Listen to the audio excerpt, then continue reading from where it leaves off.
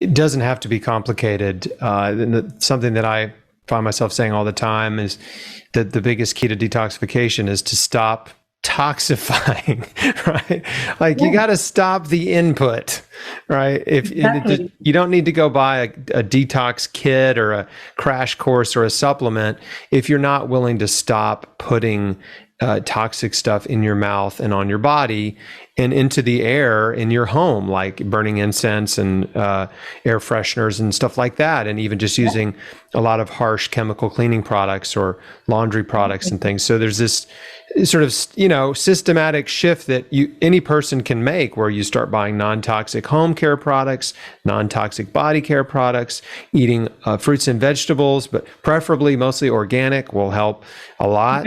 And so, again, these are all things that any person can do. You can filter your drinking water. You can have some air filters in your home, like things like that. And they all contribute. They all add up. Yeah, it's amazing what transformation you can experience from those little steps, because it's about the cumulative the addition of everything. And we don't know whether these toxins actually interact with each other synergistically inside of our bodies too, right? Because when we study toxicology, it's just one toxicant at a time. And, there's now evidence coming through that some of them actually can enhance the damage of the other one. Absolutely. Yeah, they're not giving the rats 20 or 30 different chemical compounds at the same time. They're not in a toxic soup like we are now, where we're breathing in some toxic fumes, we're eating all kinds of artificial flavors, colors, additives, preservatives, and pesticides, fungicides, herbicides,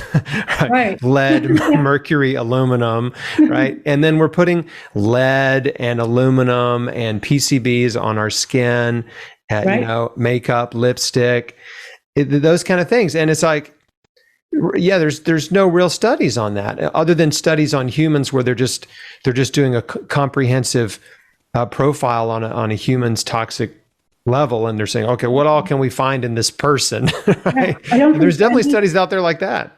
Right. And we don't know. That's the thing. And, there's preliminary research. For example, Stephanie Seneff actually showed that glyphosate can increase the absorption and the distribution of aluminum into your brain. So, these things, I feel like they probably act synergistically in our bodies.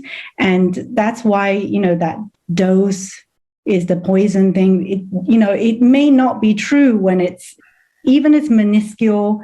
And by the way, talking about ranges again, take an example of lead. Like we allow, I think now it's 5 is the safe lead level in your blood.